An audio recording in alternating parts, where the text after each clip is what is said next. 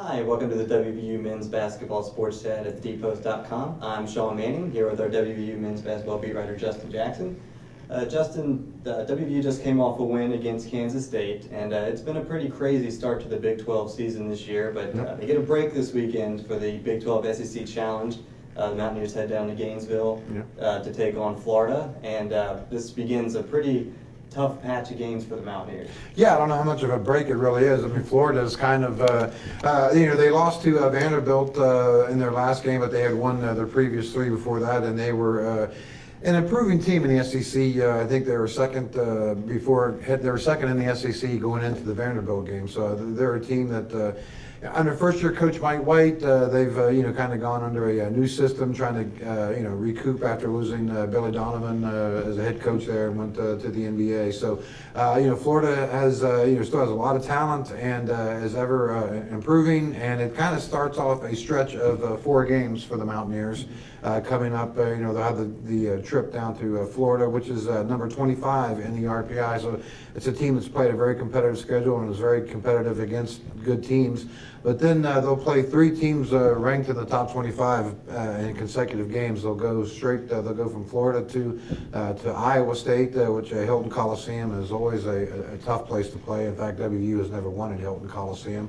And then they'll come home and play Baylor, which is ranked number 17 in the country. And then they go to Kansas, which I'm sure Kansas will be waiting for the Mountaineers after WVU upset Kansas earlier in the season. So it's kind of a tough 4-game stretch for the Mountaineers. But it'll also 3 of the games are on the road, so that's never easy either. But it'll kind of give you an idea of where WVU stands heading into March, which is kind of what will give you kind of an early sign of if this team is ready to compete for that next level.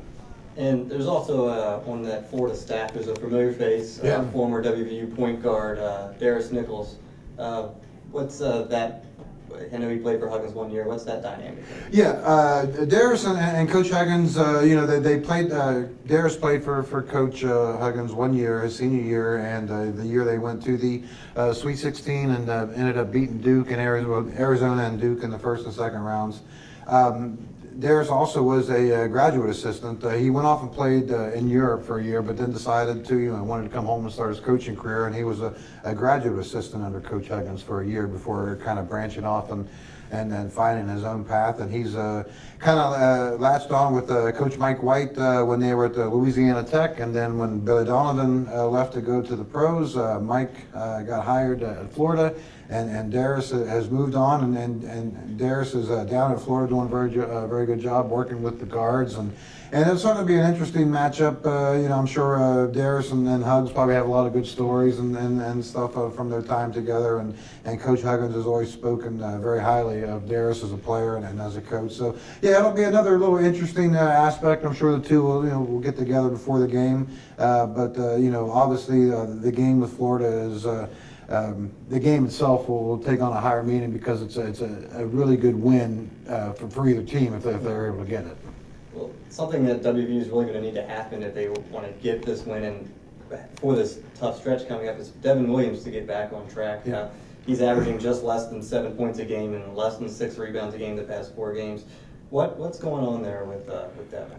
It's almost, when you watch him, it's almost like he's trying to do too much or maybe trying to, the old saying is like, trying to, put the weight of the world on your shoulders. And it's almost kind of like that when you watch Devin because it just seems like he's trying too hard and maybe trying to do too much for the team when he really has a lot of help from his teammates who are very capable of kind of picking up the slack. So, talking with coaches, it's just a matter of him getting more comfortable again, kind of getting situated.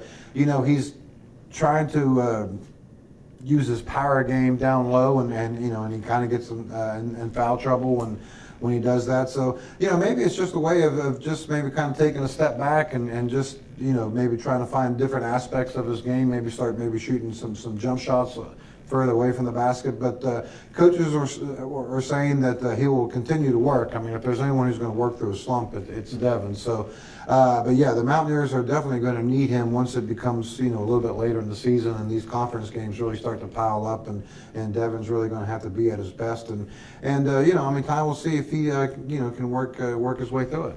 All right. Thank you, Justin. Check out more WVU men's basketball coverage at thedpost.com.